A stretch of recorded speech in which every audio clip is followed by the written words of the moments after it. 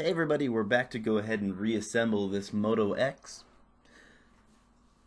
So we've gone ahead and just replaced the display on it. We're using a brand new frame and the display itself. So this is something that you can find fairly easily to purchase for this particular phone. We're going to go ahead and reinsert the ribbon cable of the display into the logic board. It's a little tricky. Going to have to kind of fold it shut a little bit here. Now the trick is with this particular board is you want to, or the ribbon cable, you want to make sure it's nice and flat on the inside of the device and that it's even. So you can kind of wiggle it back and forth. And once you get to exactly where you want it, just go ahead and press down on the black connector to go ahead and get it to kind of click into place. Now there's a little white line on the ribbon cable which will kind of line up with the actual white portion of the connector. See me snapping it down right there. It's exactly what we're looking for.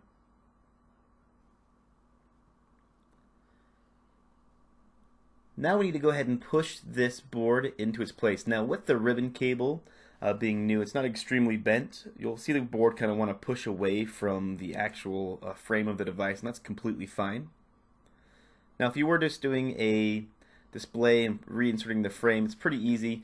So just go ahead and put your glass around the frame and then go ahead and put the frame pins back into place onto the actual mid frame of the phone. Go ahead and use the front facing camera. Go ahead and put that into its correct slot and press its ribbon cable back into the logic board. Now you can see these cables are a little tricky. If you haven't ever done a phone before, just make sure as you insert them, you don't press extremely hard to get them to connect. Next thing we're going to do is put our front facing speaker back in. And then our proximity sensor kind of clips right back on top of that. So pushing the top portion on first seems to work best for me. And then pushing down the back, you kind of clip right back into place. Then you can go ahead and push its ribbon cable down as well. Now, like I was saying, you don't want to give an extreme amount of force to try to put these in. You want to make sure it's lined up correctly first. And a decent amount of pressure against it will go ahead and let it latch back into place. So now that we have both of those two items reconnected, we can go ahead and start with the ribbon cable that will attach the power and the rear facing flash. So just going to go ahead and just reattach that just like the other ones. Kind of line the little connector up onto the board and give it a little bit of pressure. You'll feel it kind of clip right back into place. Now that that's complete, we can go ahead and put the first piece of our rear housing back on. Now it'll kind of snap right back into place, pressing at the top, and you'll feel it kind of latch in on the kind of the right side of the phone as well. It doesn't have to be extremely tight. We're going to go ahead and put our screws back into this as well.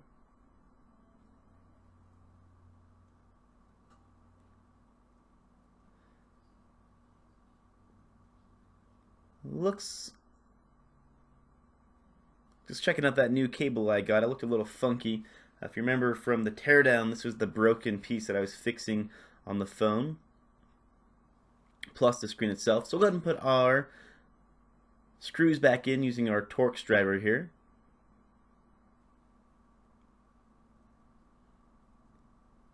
Here's our second screw.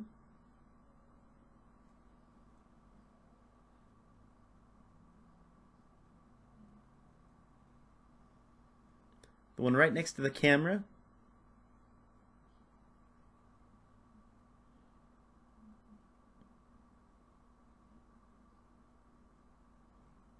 One more screw to go.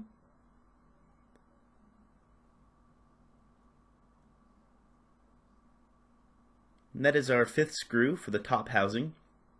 We can now go ahead and reinsert our battery, making sure we lift the cable up that the power button connects to and sliding it underneath. Push it up nice and tight against that upper housing there.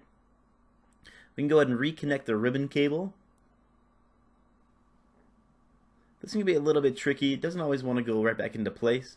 So you may have to kind of pull it up and then get it to connect right back on top of its connector. And then our battery connector, which just pushes on as well.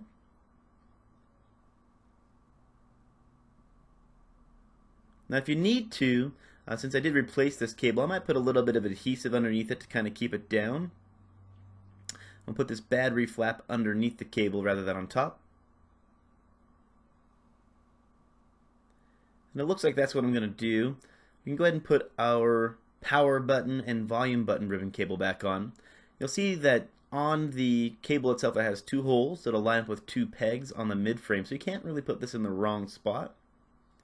Now normally it will kind of retain its adhesive properties. If you need to, just put a little tiny bit of 3M double-sided tape behind it.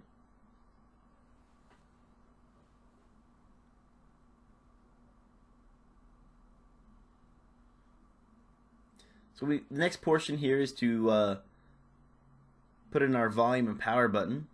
Now I'd actually wait to do this until I'm putting the back onto the phone, but what I would do is just double check to make sure the way that they're going to fit in. It'll be flat side facing towards the front of the device, and then the rounded edge facing towards the back of the device for the power and the volume button. And it is directional here. You can see that the side that has the cutout towards the top of the button will actually go in last. So you're going to insert the lower edge down first, and then put the top edge, which has the cutaway, the taller portion, into place. Just double check the buttons, make sure that they function properly.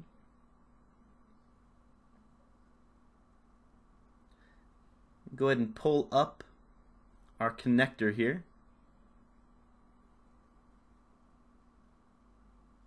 I'm going to go ahead and put the little tiny bit of adhesive underneath the ribbon cable to help hold it down. Make it a lot easier when you go to try to reconnect the cable to it.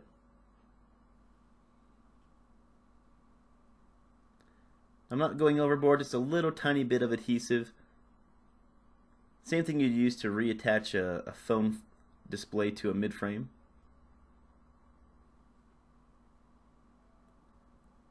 And that will go ahead and hold this ribbon cable in place. We can go ahead and reattach our volume and our power button.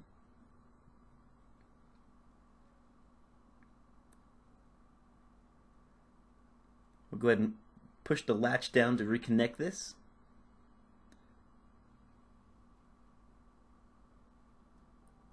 Just double check these, make sure they function properly. We're going to go ahead and turn the device on now that we have the battery connected. You can see my power button just popped off there. Fantastic, the screen display is now working. Fantastic.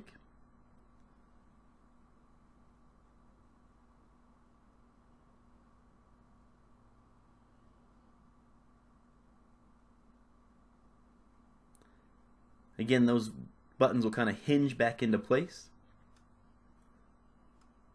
Now I did actually replace the back on this phone. If you want to watch how that was done, I'll throw that down in the description as well in one of the videos.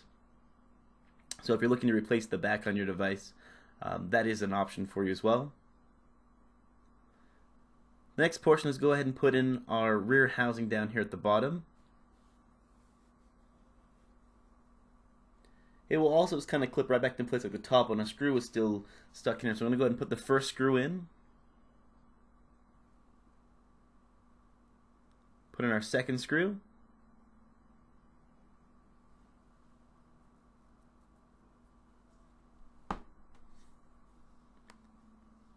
Third screw towards the left of the USB slot. And our last screw here to the far left.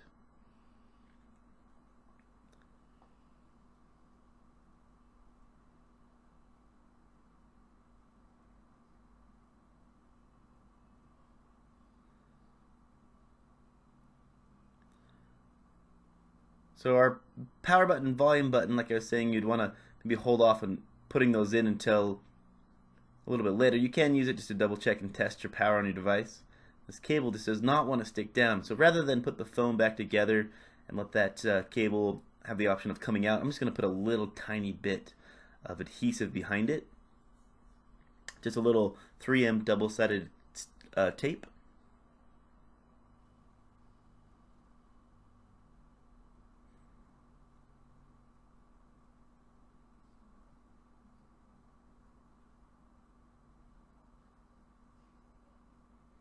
Put it right in the middle between the prongs.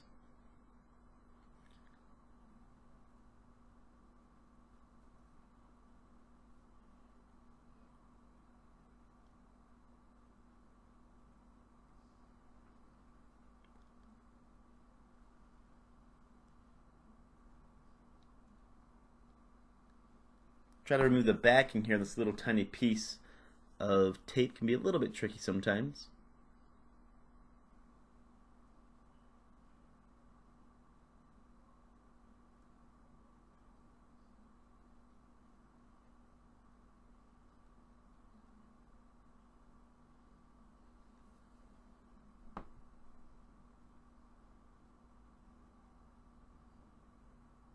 Alright, there we go.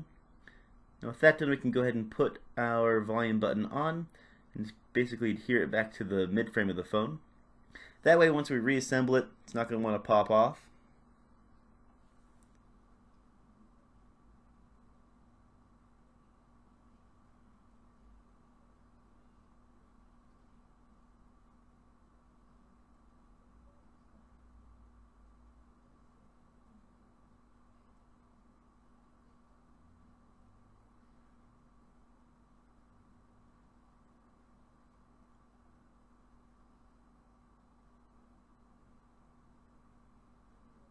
Perfect, feels pretty good. Now we can go ahead and take our rear housing here. I'm going to reinsert the ribbon cable for the flash back into its slot. I'm going to go ahead and just line everything up. We can go ahead and snap it back into place. Now, it seems like whenever you try to snap this back into place, you want to double check your power button and your volume button. It seems like they always want to pop right back out. So if I was going to re-adhere my back, I would do this portion of it first.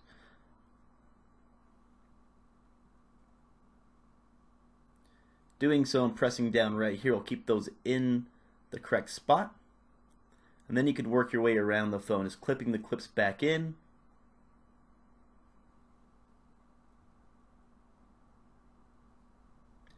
Don't forget to put your SIM card slot or your SIM card back into your device as well. Now once everything clipped down, just double check that power button and volume button. Let's go ahead and power the device on here real quick. We'll just go ahead and check the display for touch function. That is the reassembly of the Moto X. If you have any questions, go ahead and throw them down in the comments. I'd be more than happy to try to answer them for you. If you found that video useful, go ahead and hit that like button. I do try to do a couple of phones a week, so if you want to see any more repair videos, go ahead and subscribe, and I'll try to keep my phones up to date. Let's go ahead and try to unlock this device. Alright, it's looking good. I appreciate you watching, and I will catch you on the next video.